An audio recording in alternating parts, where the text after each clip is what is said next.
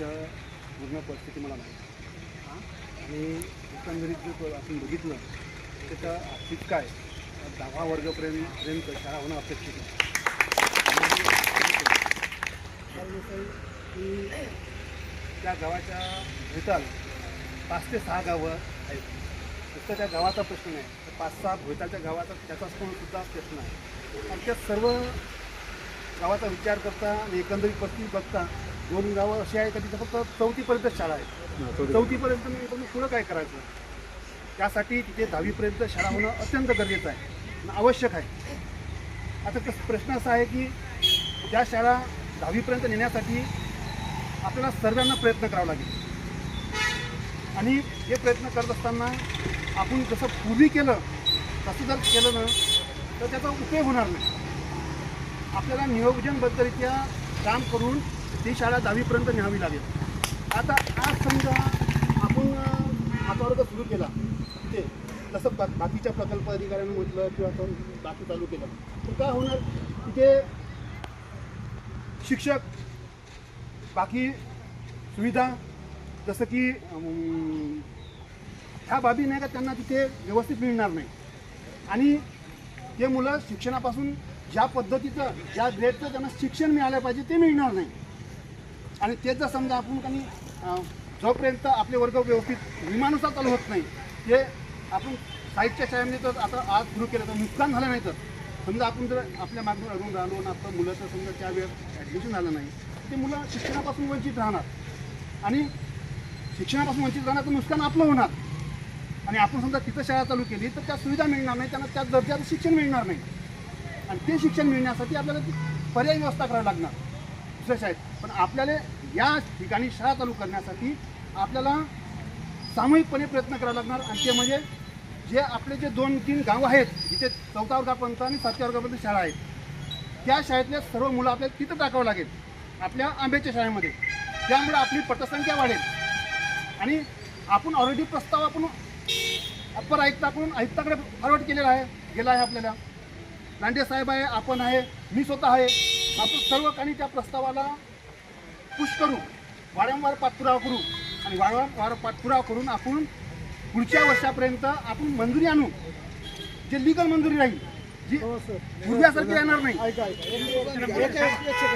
माझा प्रश्न असा बेसिक आहे की आत्ता 7वीपर्यंत जी शाळा भरते आणि 8वीचा वर्ग काढण्याकरता आम्ही गावकरी 3 रूम्स द्यायला तयार आहे.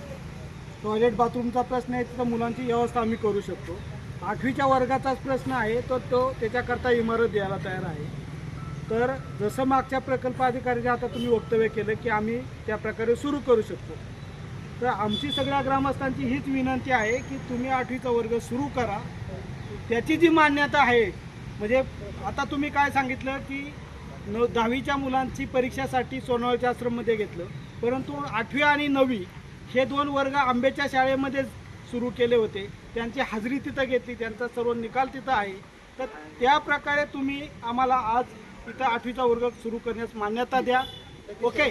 आणि त्याच्यानंतर जी काही पुढची जी प्रक्रिया आहे आयुक्तांनी किंवा मंत्रालयातून हे करायचे वर्षभरात त्याचा आम्ही पाठपुरावा करू. पण आज आमच्याकडे 11 मुलं कुठल्याही शाळेमध्ये त्याने ॲडमिशन घेतलं नाही, ती मुलं तशीच आहेत, आमच्या पालकांचीच मुलं आहेत आणि आमच्या सगळ्या पालकांचा आग्रह आहे की आमच्या शाळेमध्येच 8वीची मुलं शिकली पाहिजे, म्हणून त्या प्रकारचा आमचा विषय आहे.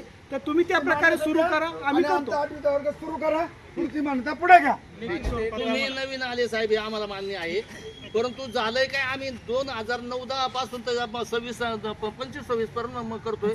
मग याच्या पाठीमागे प्रकल्प होते यांनी आम्हाला फसवीत आणलं, आतापर्यंत काय करत होते. 1 कोटी रुपयाची इमारत आहे, मी तिथे बाहेर केली. तो ठेकेदार पळून गेला, ती इमारत पण अपूर्ण राहिली.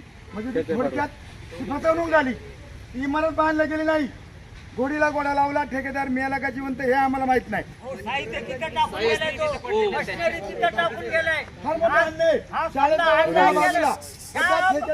पैसे खाल्ले ते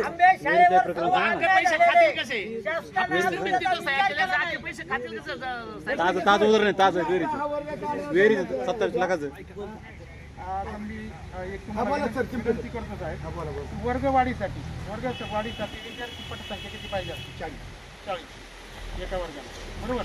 आणि ज्या ठिकाणी समजा काही विद्यार्थी संख्या नसेलच तिथं, तर तो वर्ग जो आहे तो आपण चालूच करू शकत नाही का. आता 11 विद्यार्थी ते समजा आंबे हाती तर जुन्नर सुमतवाडी इकडे जे जे शाळा आहेत त्या कितीतरी लांब आहेत ना, 20-25 किलोमीटर आहेत. मग त्या मुलांना एवढं पावसाळ्यामध्ये पायी येणे किंवा त्या ठिकाणी लहान मुलांना राहणं ते सोयीस्कर आहे का. पण आमच्याच वरच्या भागामध्ये 5-6 गाव आहेत, त्या गावांमध्ये ती जर मध्यवर्ती शाळा राहिली, पटसंख्या कमी असू द्या, काही ते लगेच वर्ग बंद होत नाही, लक्षात घ्या. 40-35 विद्यार्थी असले ते पुरेसे असतात, ते नियमानुसार झाले. पण यामध्ये आम्ही सगळे ग्रामस्थ विद्यार्थी जे आहेत ते गोळा करण्याचं काम आमचं करायचं, बरोबर. त्याचप्रमाणे तुमचे कर्मचारी जे आहेत त्यांना सुद्धा सक्त वॉर्निंग द्यायची. ते तिथे जर राहिले, अधीक्षक राहत नाही, राहिले तर ते वेळेवर येत नाही, त्याच्यानंतर मुख्याध्यापक येत नाही अजिबात, आणि आल्यानंतर कधीतरी यायचं जायचं. त्याच्यानंतर आम्ही काही त्या ग्रामस्थांनी त्यांना मागणी केली तर ग्रामस्थांनी पाठपुरावा करावा, प्रस्ताव करावा. मुख्याध्यापकांनी काय करायचं, ग्रामस्थांनी समजा काही तुम्हाला अर्ज दिले तर तो पाठपुरावा आम्ही करणार कुठपर्यंत, शाळेपर्यंत, आणि तिथून पुढे ऑफिस कार्यालयापर्यंत पाठपुरावा करण्याची जबाबदारी कुणाची, मुख्याध्यापकांची, बरोबर. त्या ठिकाणी मग हे सांगतात ग्रामस्थांनी करायची. ग्रामस्थ पत्रावर केलं का तुम्हाला नाही करू शकत, तर त्यांना एक समज द्या की हा जो काही करू नका. आम्ही पत्रव्यवहार केला, आम्ही वरती मंत्रालय लेवलपर्यंत आमचा त्या ठिकाणी प्रयत्न चालू आहे. तर तुम्हाला विनंती आहे, जरी 11 विद्यार्थी असले तर तिथं तो वर्ग जो आहे तो चालू आपल्याला करता येईल. तुम्ही असं म्हणजे नियमानुसार करू नका, म्हणजे नियम लावू नका, कारण आमच्या मुलांचं शैक्षणिक नुकसान होतं. आम्ही स्वतः त्या ठिकाणी तिथे 4थीपर्यंत शाळा होती आणि मुंडे हायस्कूलला आम्ही पायी येलो. तुम्ही जरी याल का पायी, जरी आदिवासी असलं तर आता याल का पायी नाही येऊ शकत. आम्ही तिथे पायी आलेलो आहे आम्ही त्यामुळे आमची मुलं जी आहेत तिथे शिकली पाहिजे असं आमचं सगळ्यांचं ठाम मत आहे. त्यामध्ये पटसंख्या जी आहे ती वाढवण्याचा आम्ही अतिशय प्रयत्न करू, पण आम्हाला तुमच्याकडून लेखी स्वरूपात पाहिजे की वर्गवाढीसाठी आम्ही तुम्हाला काय करत आहोत, मान्यता देत आहोत. आणि त्याच्यामध्ये विद्यार्थी संख्या जी आहे ती आपण संगनमताने, शिक्षक आणि ग्रामस्थ पालक यांच्या संगनमताने आपण ही वर्गवाढ जी आहे करण्यासाठी, विद्यार्थी संख्या वाढवण्यासाठी प्रयत्न करू, असं आम्हाला लेखी स्वरूपात पाहिजे.